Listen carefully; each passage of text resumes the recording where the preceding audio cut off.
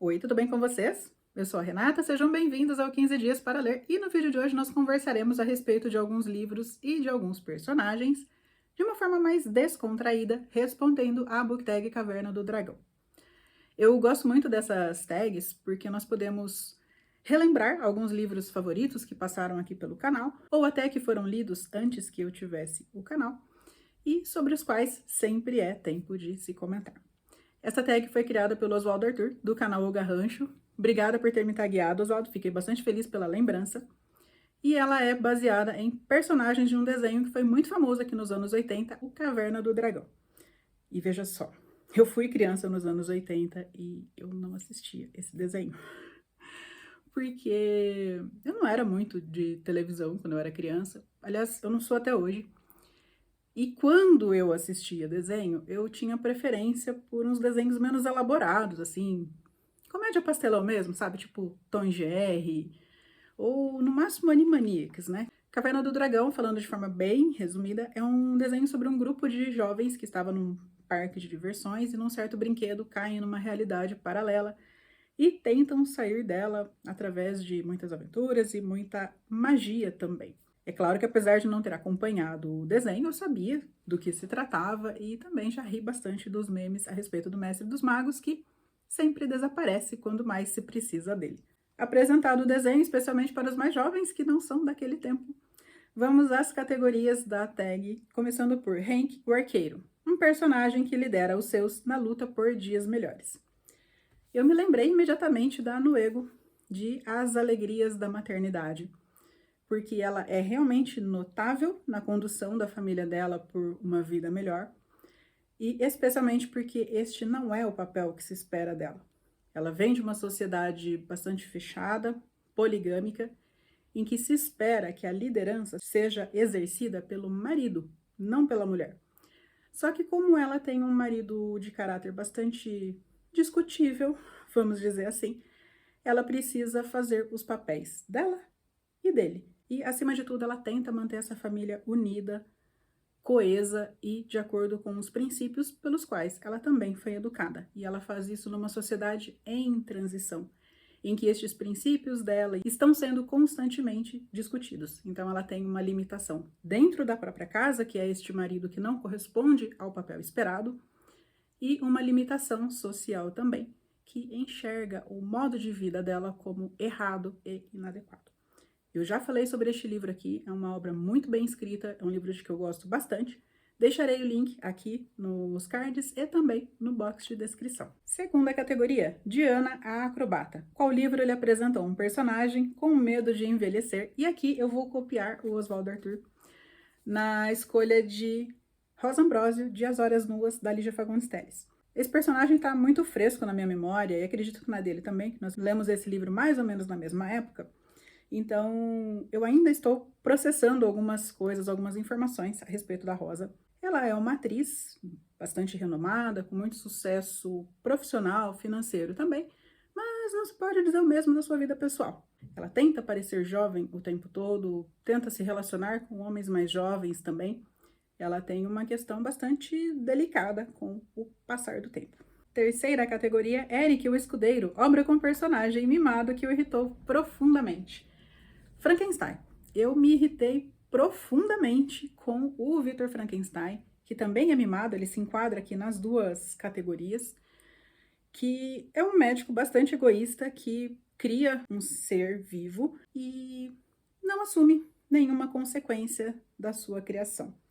Além de não assumir os próprios erros, de deixar essa criatura solta pelo mundo sem que ela entenda exatamente o que ela está fazendo ali, o Victor Frankenstein se coloca o tempo todo como uma vítima das circunstâncias, uma vítima da criatura. Eu amei esse livro, só que eu passei bastante raiva com esse comportamento imaturo do Victor Frankenstein. Quarta categoria, Presto, o Mago. Qual livro você precisou fazer mágica para concluir, mas que recompensou o esforço? Um livro que eu passei o segundo semestre do ano passado todinho lendo, que foi A Divina Comédia, do Dante Alighieri. Porque, pelo menos para mim, foi um livro bastante difícil. Já vi gente que lê e fala que é tranquilo, que é fácil. Para mim, não foi. E em alguns momentos eu até pausei a leitura para poder aproveitá-la melhor. Procurava ler esse livro em momentos em que eu estava mais descansada, em que eu podia fazer mais anotações a respeito dele e também fazer algumas pesquisas adicionais.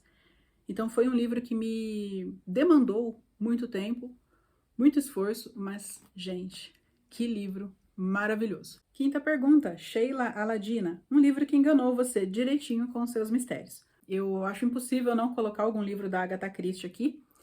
E existem alguns dela que são famosos, por exemplo, O E Não Sobrou Nenhum, Caso de Roger Ackroyd, que realmente são livros muito bons e que eu acho meio difícil alguém identificar quem é o assassino durante a leitura. Mas eu vou deixar aqui a recomendação de um que até, mais do que não ser muito conhecido, quem conhece nem gosta muito, que é A Casa Torta. Mas eu acho esse livro muito bom justamente porque ele dá, assim, uma rasteira no leitor. Eu acho bem pouco provável que alguém consiga imaginar quem é o assassino. Então fica primeiro essa recomendação de um livro que é de suspense e de um outro que me enganou direitinho, porque ele não era um livro de suspense. Então eu fui enganada duplamente. Eu não sabia que existiria algo diferente neste livro e, claro, fui enganada pelo próprio roteiro, pelo próprio enredo, que é A Segunda Vida de Missy, da Beth Murray. Ele fala sobre o envelhecimento também, mas ao contrário da Rosa Ambrosio aqui, a Missy lida bem com o próprio envelhecimento, mas ela não lida muito bem com a ideia de ter que remodelar a sua vida. Ela foi uma típica senhora que, ao se casar e ter filhos, deixou de se dedicar à carreira para se dedicar à família. E agora que ela está sozinha, que a família está criada, ela se vê sem um lugar muito definido no mundo. Ela precisa, parece clichê dizer isso, mas ela precisa realmente se redescobrir. E eis que neste livro, assim, tão reflexivo, tão bonito, nós somos passados para trás. Eu, sinceramente, fiquei igual aquele meme do pica-pau, sabe? Fui tapeado. Então, a próxima é Bob o Bárbaro, um livro com um personagem infantil, corajoso e que vive se metendo em confusões. Para esta, eu peguei um livro que não tem um personagem infantil, mas vários que vivem se metendo em algumas confusões, que é A Avó Desanove e o Segredo do Soviético, do Onjak. Eu já falei desse livro aqui, se eu não me engano, num vídeo sobre indicações de livros para novos leitores, né? Livros para começar a ler. O Onjak é angolano e esse livro também se passa em Angola, nos anos 80, quando ainda havia uma forte presença de soviéticos e de comunistas de um modo geral em Angola. E as crianças descobrem que o bairro deles pode vir a desaparecer devido a uma obra que será instalada ali na região. Então, eles traçam um plano mirabolante para tentar impedir que o bairro desapareça, que eles precisem se mudar dali. É um livro gostoso de ler, porque ele fala muito sobre amizade, sobre afetos e a relação com os avós e também com o lugar de onde nós viemos. Eles realmente têm muito carinho pelo bairro e pelas casas ali da vizinhança. Próxima categoria, Uni a Unicórnio, um livro com protagonista órfão inesquecível. Para esta, eu escolhi o Satoru, de Relatos de um Gato Viajante, que é um dos meus livros preferidos, para os quais já existe uma resenha aqui no canal, deixarei aqui nos cards e no box de descrição também. E, gente, que livro engraçado e também terno. É uma delícia ler esse livro, porque o gato, que é um dos narradores, é muito engraçado. E ele tem uma visão de mundo bastante ácida, bastante parecida com aquela fama que nós atribuímos ao gato de ser muito majestoso, muito senhor de si, mas ele tem, sim, um profundo amor pelo dono, que é o Satoru, que, por uma razão bastante séria, não pode mais continuar com ele e precisa arrumar um dono para esse gato. E o Satoru foi um órfão, ele perdeu os pais ainda criança, foi criado por uma tia, claro, teve as mágoas dele, teve as dores dele, mas ele conseguiu trabalhar todas essas emoções e se transformar num adulto mais equilibrado, mais centrado e também muito bondoso. Então, é muito bonito ver a relação do Satoru com os amigos, com os parentes e, claro, com este gato. Eu gosto demais do Satoru, foi um personagem por quem eu torci bastante ao longo do livro, além, claro, de ter torcido pelo gato, né? Mas é um personagem muito cativante, ele é muito bem construído, então ele é quase como se fosse um amigo nosso, porque nós estamos ali dando os nossos melhores sentimentos, nossa maior torcida. Próxima categoria, Mestre dos Magos, livro com trama que mais sugere do que revela, e para esta a indicação perfeita é Distância de Resgate, da Samantha Schweblin, para o qual também já existe um vídeo aqui no canal. Se eu não me engano, quando eu falei sobre este livro, eu até comentei exatamente isso, que é um livro que mais sugere do que revela. Esse livro começa de uma forma muito estranha, muito incômoda até. Nós demoramos para nos situar no livro, no enredo, de uma forma assim bastante resumida para não estragar a experiência de vocês.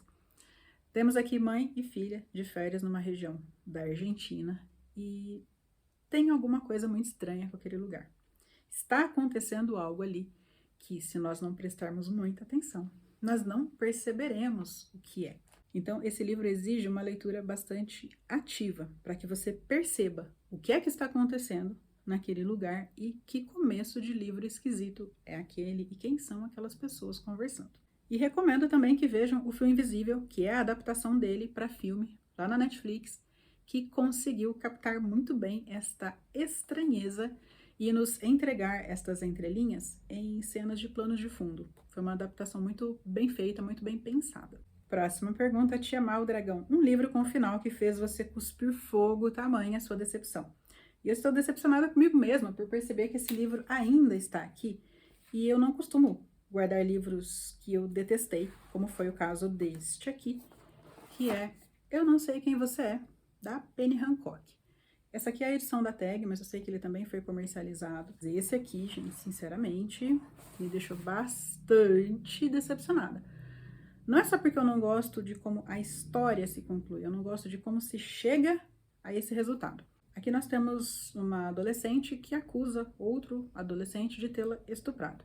E estes dois jovens são filhos de duas melhores amigas. Então, obviamente, esta acusação faz com que essas duas famílias rompam aquela ligação, aquela união e passem a se ver como rivais. Eu evito falar mal de livros porque a ideia aqui é incentivar a leitura e não o contrário.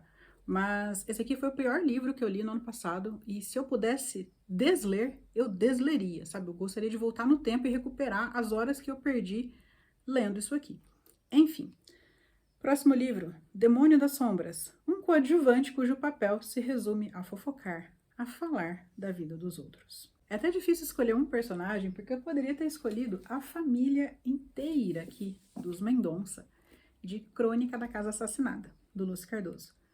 Mas neste momento eu vou escolher a Ana, que é a cunhada da Nina.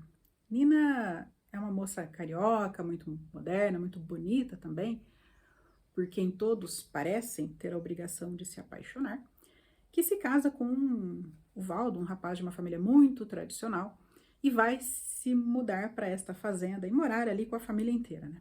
Aliás, eu acho muito esquisito esse negócio de morar um monte de casal na mesma casa. Poxa, que falta de privacidade, né? Mas parece que isso era muito comum em algumas famílias mais abastadas, né?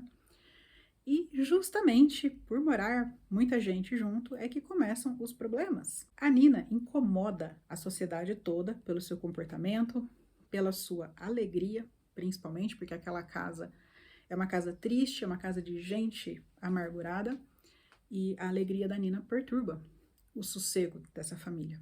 E então a Nina começa a realmente causar, a infernizar a vida dessas pessoas de uma forma um pouco mais proposital. É um livro até de que eu não gosto muito, eu esperava amar este livro, eu acabei me decepcionando um pouco com ele, mas não dá para esquecer do quanto a Ana inveja a cunhada e vive em função do que a cunhada está fazendo.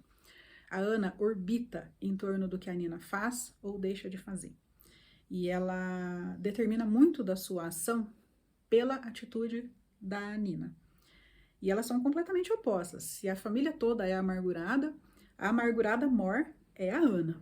E, no entanto, a Ana tem um papel muito decisivo neste livro, justamente por cuidar tanto da vida da cunhada. Aliás, esse livro poderia também estar naquela categoria de uma trama muito surpreendente, porque ele também tem umas reviravoltas aqui que deixam o leitor de queixo caído. E chegamos à 11ª categoria, Vingador, um personagem vilão dos mais terríveis que a literatura já lhe apresentou. Gosto bastante da figura do vilão, só nos livros, claro, e eu gosto do fato de que um vilão muito bem construído consegue segurar um livro praticamente sozinho. Não é o caso deste aqui. O livro tem outros personagens muito interessantes, mas sem dúvida, se o livro fosse apenas sobre ele, seria tão bom quanto é. Luz em Agosto, do William Faulkner. Estou falando aqui do personagem Christmas, um personagem cruel, vingativo, incapaz de nutrir um sentimento bom por alguém, de sentir amor, amizade, compaixão. E ele vem de um ambiente muito ruim, de um ambiente que favorece esse tipo de comportamento. E uma das questões implícitas aqui no livro é justamente, será que o Christmas é assim porque ele foi criado em circunstâncias desfavoráveis, ou ele é assim pela própria natureza?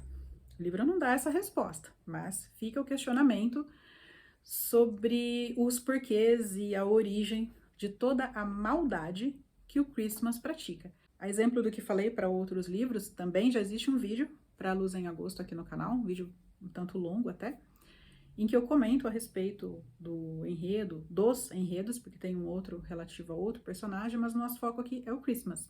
Embora ele já tenha mais de 30 anos aqui ao longo do livro, em algumas partes nós vemos como foi a infância dele e também a sua adolescência. E é possível perceber que desde bem adolescente ele manifesta um comportamento bastante anormal pela violência e pela falta de consideração pelos demais. Bem, essas foram as 11 perguntas aqui da tag. Fiquei bastante feliz por falar de vários livros e de vários personagens aqui com vocês. E caso vocês tenham se interessado por algum livro específico, deixem aqui no comentário, por favor, qual foi o livro que mais chamou a sua atenção, que eu vou gostar de saber. Caso vocês tenham um canal e queiram responder a tag, se sintam tagueados, eu não vou taguear ninguém específico, podem me mencionar e, claro, dar os créditos da tag para o Oswaldo Arthur, lá do canal O Garrancho, que, caso vocês ainda não conheçam, por favor conheçam, porque é um dos canais mais criativos desse YouTube. Por hoje eu fico por aqui. Caso você tenha gostado desse vídeo, não esqueça de curtir. Nós nos vemos nos próximos vídeos. Até mais! Tchau!